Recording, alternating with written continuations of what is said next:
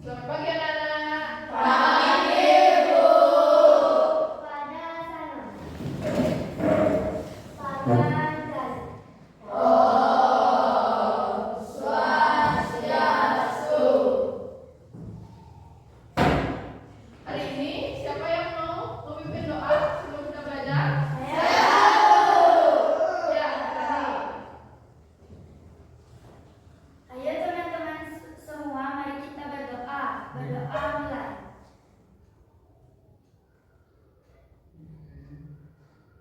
Berdoa selesai. Ya, silakan dulu. Nah, hari ini sebelum kita mulai pembelajaran yang lebih semangat, ya, kita mulai dengan es berikut yaitu tepuk semangat. Ya, anak-anak, ada yang sudah tahu tepuk semangat? Belum. Ya, Ibu contohkan ya terlebih dahulu ya. Tepuk semangat. Semangat. Semangat. Sudah? Sudah. Sudah bisa? Sudah. Coba ya. Tepuk semangat. Semangat.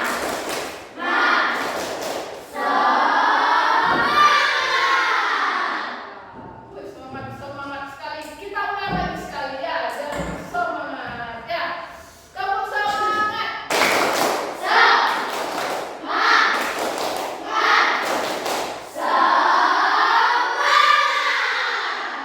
Ya, hari ini kita akan belajar ya.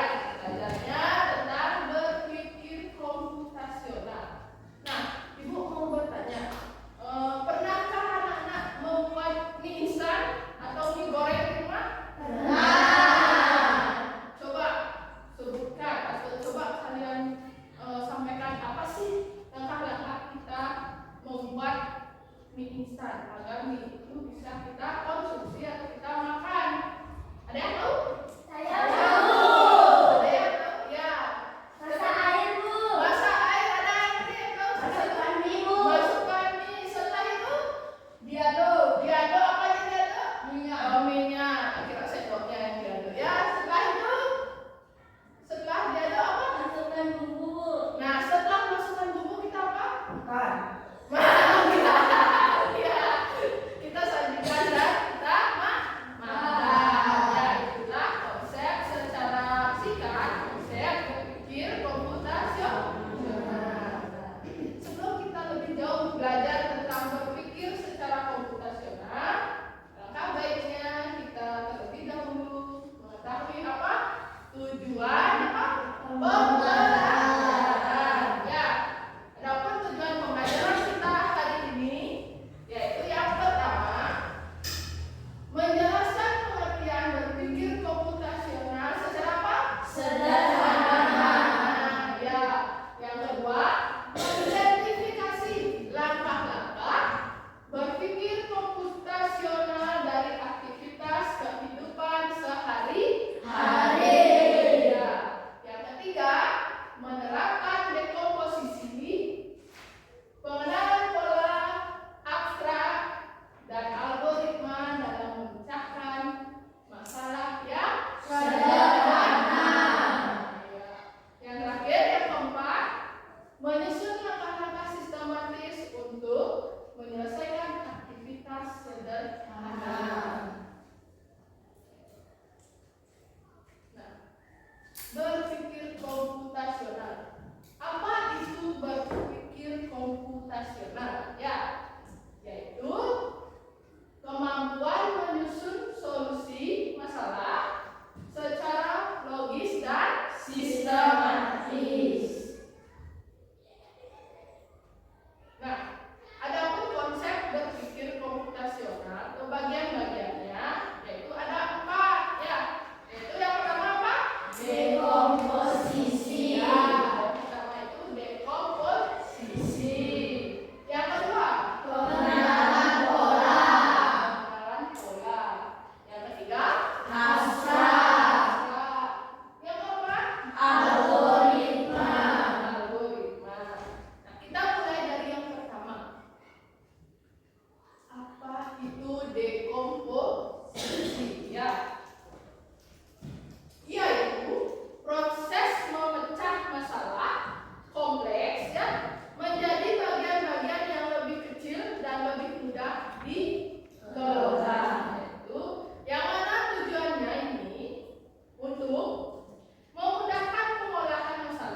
yang rumit dan menjadi bagian-bagian kecil yang mudah dimengerti. Ya.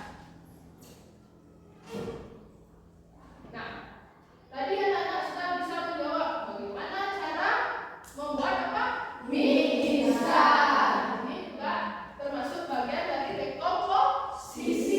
Nah, yaitu benar yang tadi disampaikan ya, benar. Yang pertama itu apa? Kita menuangkan air ke dalam teflon ya, di atas kompor. Setelah itu tunggu dulu airnya sampai mendidih. Setelah itu Masukkan mie. masukkan mie ke dalam teflon ya. Setelah itu selanjutnya tunggu mie sampai banyak ya. Setelah itu Masukkan bumbu. ya, masukkan bumbu. Nah, yang terakhir baru kita Sajikan. kita sajikan dan siap kita Makan. Enak? Enak. Nanti buat di rumah, oke?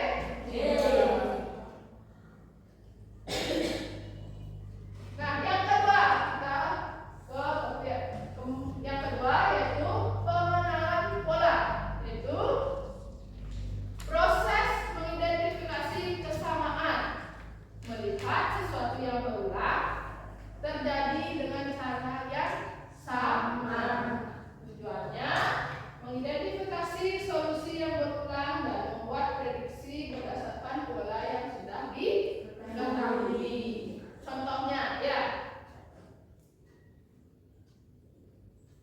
Nah, ada gambar lingkaran dan persegi ya. Warnanya apa? Merah dan kuning. Nah, dari pola tersebut ibu kosongkan satu yang berisi titik-titik itu. Nah, dari gambar yang anak-anak lihat, bisakah anak-anak menentukan atau memprediksi pola apa sih yang akan terlihat di garis titik-titik itu? Ada yang bisa menjawab? Ya, Lingkaran. lingkaran. Nah, selain lingkaran ada kotak, ada lagi lingkaran. Kita coba ya, kita coba. Ya.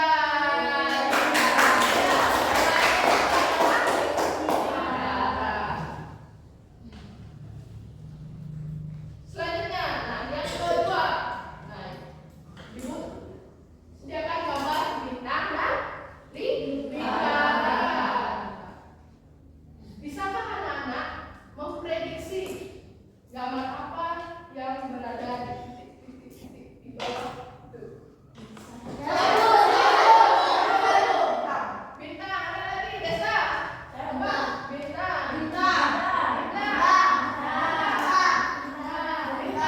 Oh, ada yang berbeda. Kita lihat ya, siapa yang benar. Bukan mencari benar dan salah ya, kita melihat prediksi mana yang tepat ya. Iya. Iya.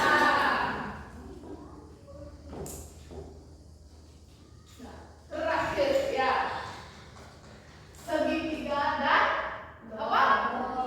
Gantung atau hati boleh ya.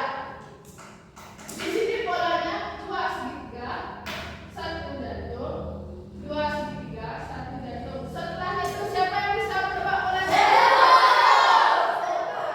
Ya, coba. Segitiga, gantung, Hati dulu. hati, ya.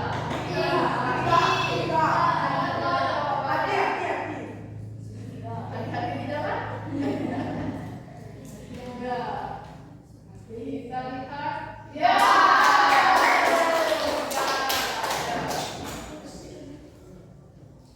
Kita lanjut. Sudah mengerti tentang pengenalan pola? Kita lanjut ya. Yang ketiga itu abstrak, yaitu memilih bagian penting dan mengabaikan bagian yang tidak penting. Ya, artinya ingat apa yang ditanyakan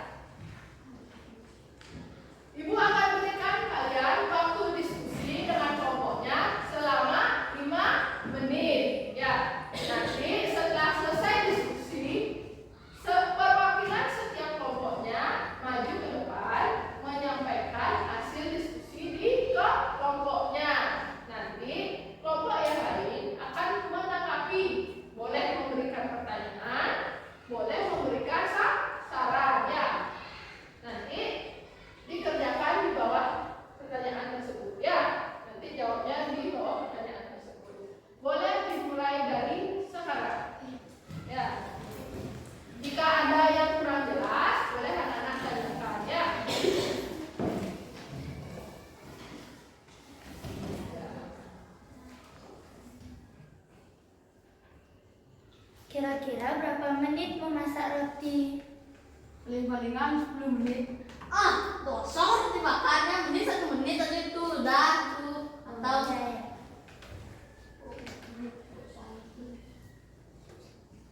Apakah ada kendala, Nana? Tidak. Sudah, Bu. Ya, sudah bisa menjawab ya. Ya, lanjutkan ya. Ya, Bu.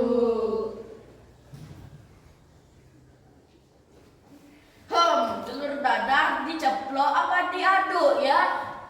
Kalau telur diceplok namanya telur ceplok. Berarti kalau telur dadar diaduk dong. Apakah ada kendala, Nana? Tidak. Ya, sudah benar ya. Lanjutkan ya.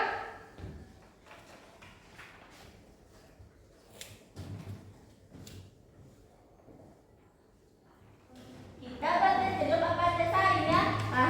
Kita buat celup aja biar gampang. Ayo.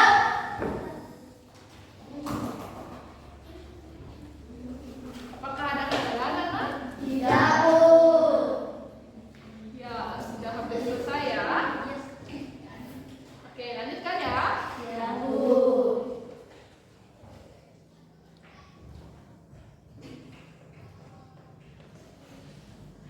Nah, anak-anak, karena diskusinya sudah selesai, karena diskusi dengan kelompoknya sudah selesai, kita akan mempresentasikan setiap kelompok ya. Mulai dari kelompok mana? Oke, kita mulai dari kelompok 1, kelompok 2, dan kelompok 3. Ya. Oke, kelompok 1 sudah siap? Sudah, Bu. Sudah. Ayo, siapa perwakilannya? Oke, silakan maju.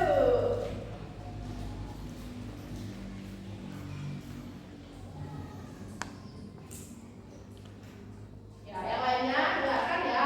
Nanti anak-anak setelah Stephanie menjelaskan, anak-anak boleh bertanya ataupun memberikan masukannya. Silakan. Selamat pagi teman-teman. Di sini saya akan mempresentasikan hasil kerja kelompok dari kelompok pertama, yaitu langkah-langkah membuat telur dadar. Langkah pertama, pecahkan telur ke dalam mangkuk. Kedua, tambahkan garam, bawang merah, dan daun bawang. 3, pecah telur hingga merata dan sedikit berbuka. 4, panaskan wajan dan beri sedikit minyak atau mentega. 5, tuang adonan telur ke wajan. 6, masak telur dengan api kecil sampai sedang, ratakan jika perlu.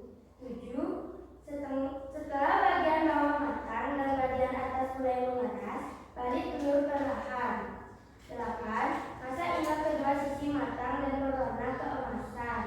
9, angkat dan sajikan hangat.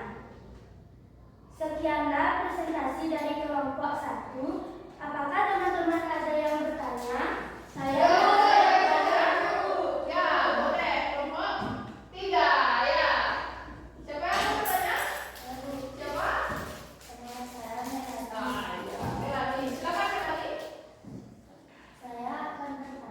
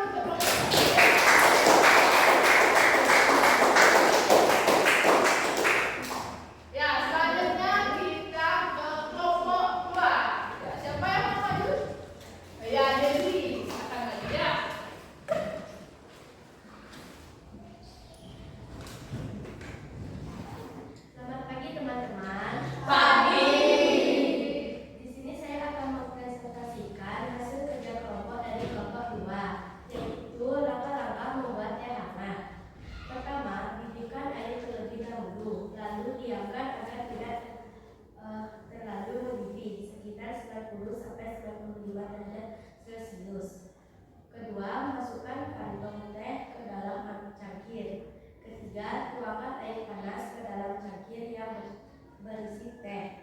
Keempat, diamkan selama 1-2 menit agar teh mengeluarkan aroma dan rasa nikmat.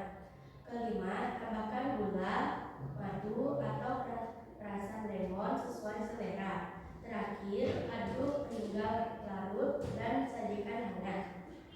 Sekianlah presentasi dari kelompok 2. Apakah teman-teman ada yang ingin bertanya? Adakah yang ingin bertanya? Ya, Bapak dari kelompok 1 boleh? Saya Rafa dari kelompok pertama ingin bertanya. Saya biasanya membuat teh memasukkan gula dan teh ceduk sebelum air panas. Apakah boleh? Tentu boleh, karena jika memasukkan teh dan gula berbarengan sebelum air panas dituangkan tidak apa-apa, karena teh dan gula akan larut ketika sudah dituangkan air panas. Sekianlah jawaban dari kelompok 2. Apakah diterima? Diterima. Ya, itu tambahkan lagi sedikit ya. Jadi kalau masukkan gula sama teh terlebih dahulu sebelum airnya itu boleh saja. Karena nanti yang melarutkan teh dan gula itu adalah apa? Air hangat ya. Oke, tepuk tangan untuk teman-teman. Yang terakhir kelompok 3. Siapa yang sudah siap untuk kelompok 3? Ya, baik.